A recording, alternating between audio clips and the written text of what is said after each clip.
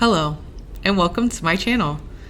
I'm Megan Cottrell, bringing you content that will help you create virtual belonging through communication. In this video, let's talk about the importance of adding energizers before meetings or presentations. I'll share with you an energizer I facilitated before a webinar just a couple weeks ago. We'll dissect it from planning through the adjustments that need made for the next time. By the end of this video, you'll be able to facilitate a similar energizer, if that's something you're looking to add to your toolbox. As I was editing this content, it was getting longer than I liked, so I decided to split it into two parts.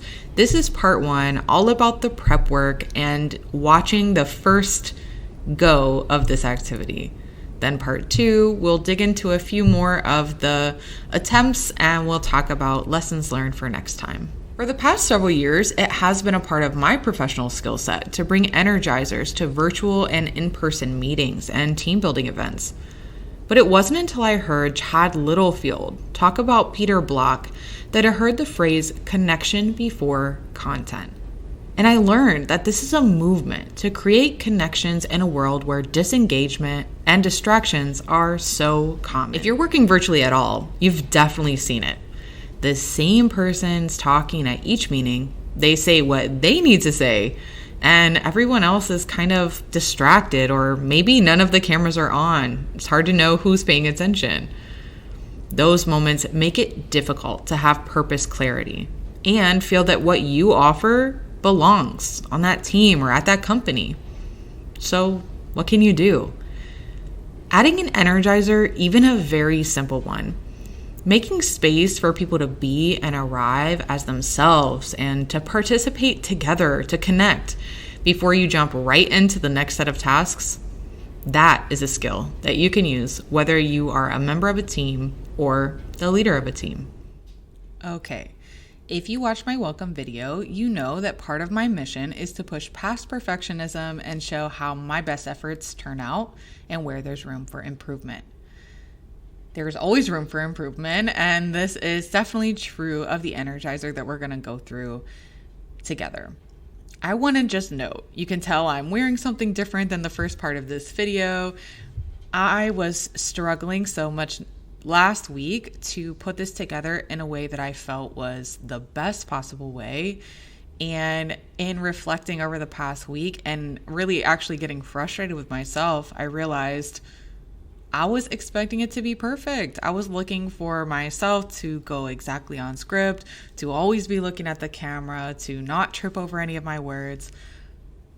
It's just an impossible standard to live up to. So I've had a talk with myself.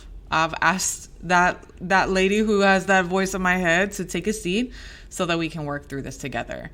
I just wanted to share that because that's really the main purpose of this channel for me, is to say, look, let's not reach for perfect. Let's go for the best we can do and let's keep improving. I hope that resonates with you. If so, let's dig into this energizer together and see where our areas of improvement are. One of the things I'm committed to, even though I have totally scripted this out, is to try to be a little bit more off the cuff with it so it doesn't feel as robotic. And to be honest, it comes through in the videos when I rewatch them back and thinking, man, I look low energy or I feel low energy. I think it's just because I'm reading the script. So we're going to try this out. Let's see how it goes. There's definitely room for improvement on this energizer that I did. And adding to that, this energizer was a lot of firsts for me. So of course, there would be a lot of room for improvement. So for instance, this was my first time facilitating an energizer to a public audience, meaning we weren't at work and it wasn't people that were working together. It were people that were all coming to learn one thing. They didn't necessarily know each other. So I didn't know what level of participation we would be able to have.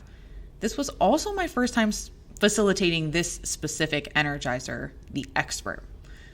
I almost didn't want to post the video of this one because it was my first time doing it and a lot of things didn't really go the way I wanted them to, but it's okay. Let's dig into it. Let's look at it together and we'll look at what we can do, because I will get an opportunity in June to redo or to do this again with a new audience.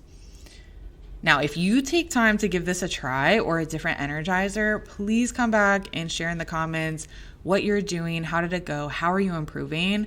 And we're going to all tie this back to like, how is it actually helping you feel that you belong? Or how is it helping your team feel that they belong by giving them this connection before content moment? To execute this activity, you will need to start with understanding your audience. Then you'll need to complete some planning and prep work. Get yourself refocused on those virtual facilitation best practices. So critical in the belonging piece that it feels really smooth coming from the facilitator because they're a great virtual speaker. They have great virtual body language.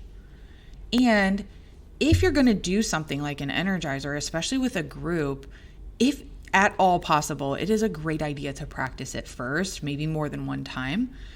Just get a group of your friends together, maybe 15 minutes on a Zoom call. You can practice this, get their feedback, and know what you need to adjust.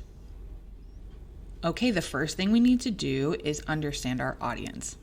A couple of months ago, when my colleague and friend, Dr. Erica Martin, shared that she had developed a new model for achieving personal goals called REACH, I asked her if I could kick off her first webinar with an Energizer. And she said yes. Thank you so much for the opportunity, Dr. Martin. Please head over to the Driven to Reach YouTube channel if you want to check the model out yourself. And I promise you, you are going to get something out of those materials that sparks you to reach one of your personal goals. Okay, when I initially asked Dr. Martin if I could facilitate this Energizer, I didn't have a specific Energizer in mind. The thing is, you don't want to just be playing a game or having fun without focusing that energy toward the purpose of your meeting. So you need to really understand, what is the topic? What is your audience expecting? What are they willing to do so that you can put the right activity in place and actually put some like bolstering, some support behind that content.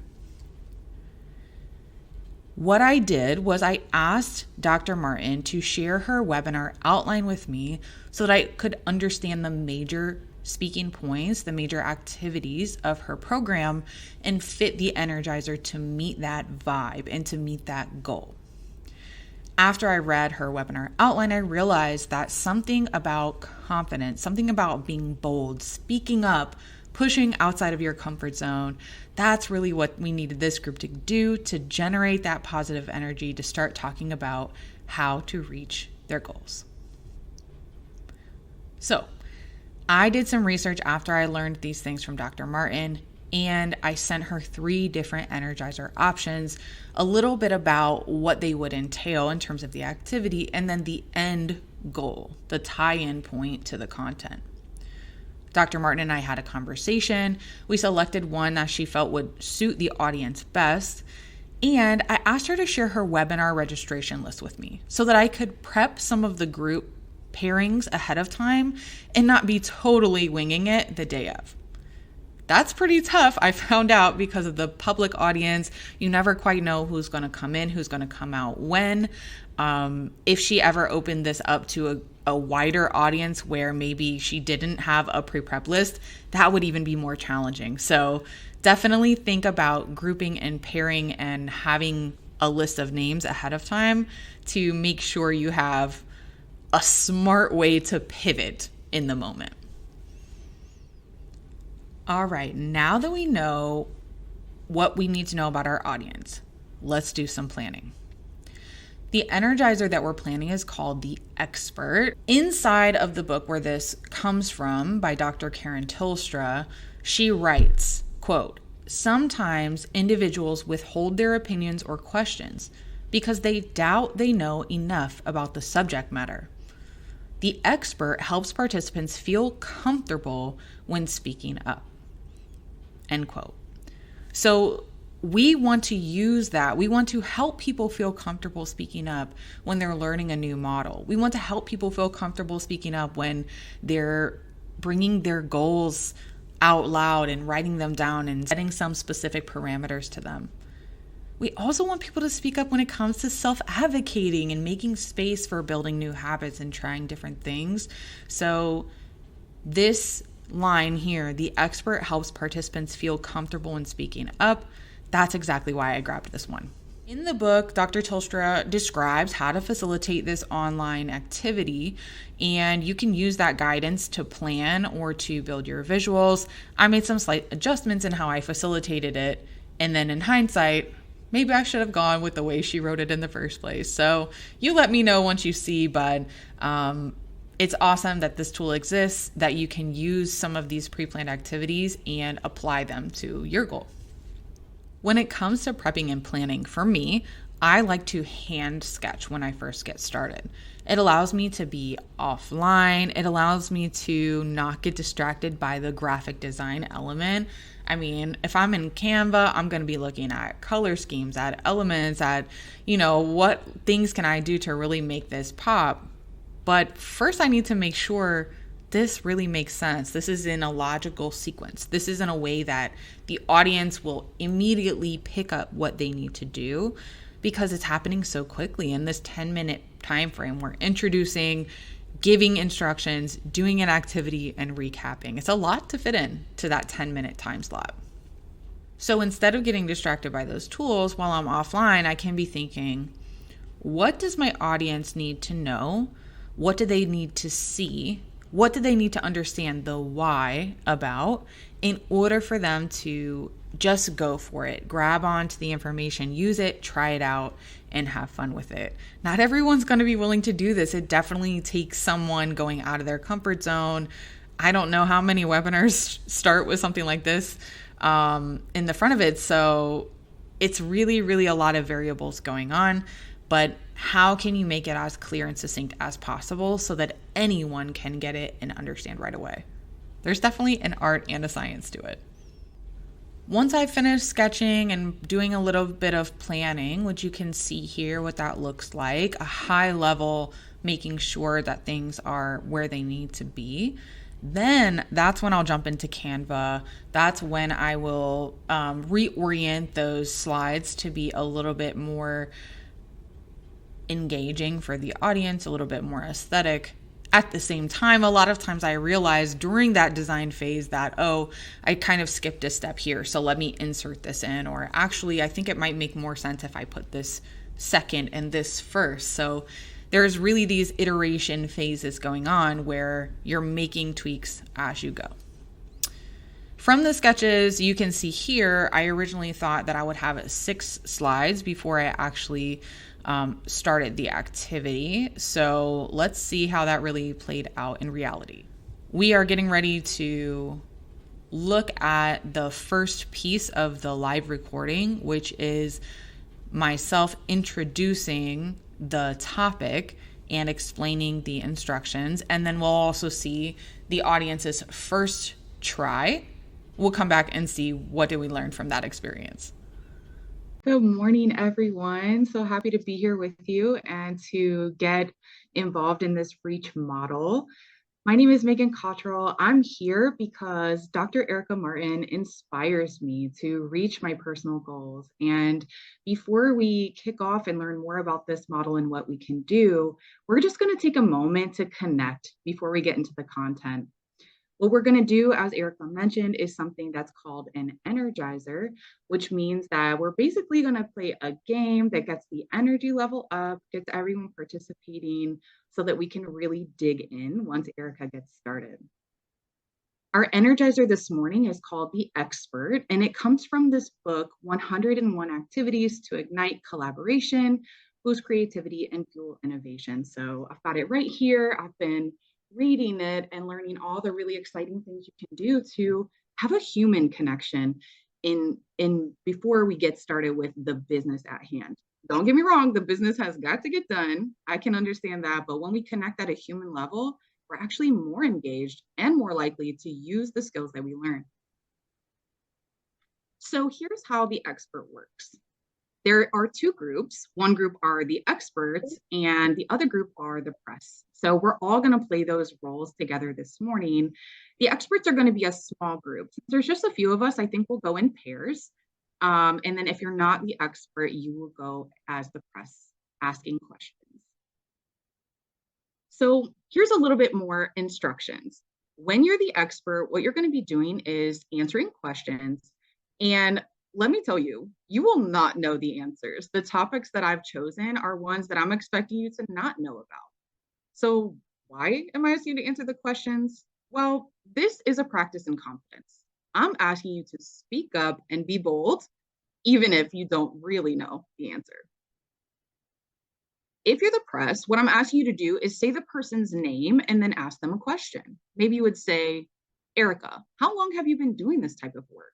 Or, Mary, what's your favorite tool to use to get the job done? If you ask a general question, for sure, our experts will be able to come up with a great answer. One key thing for the press, we don't want any silences. So once the expert finished answering, let's ask a new expert their opinion. The rounds are going to last for 45 seconds, which is probably going to feel a little longer than what it sounds like. And I know that this might be a little bit uncomfortable too. So let's just go full on into it boldly and we'll see where we end up at. Does anybody have any questions before we get started?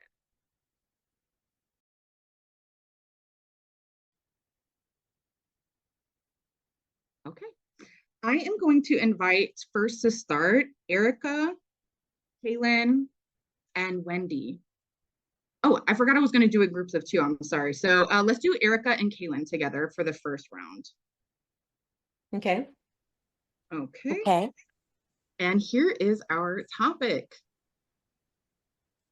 You are a flavor engineer. You are creating new flavors of ice cream every day, the most popular ones. So let's hear more from our experts about what does it mean to be a flavor engineer.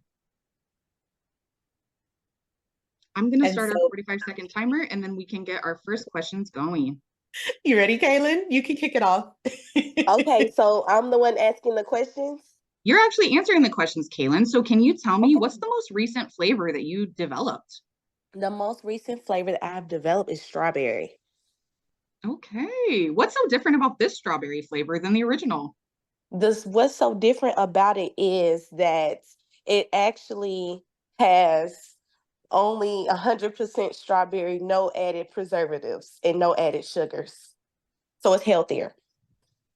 That sounds perfect. Nuri or Wendy, does anyone else have questions for Kaylin or Erica? Erica, how did you get into this business?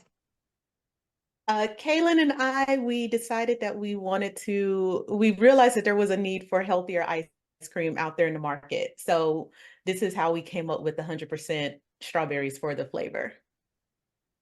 Okay. Is it done? I was like, it's so fast. Quick. High five, Kaylin. Awesome. Flavor engineers.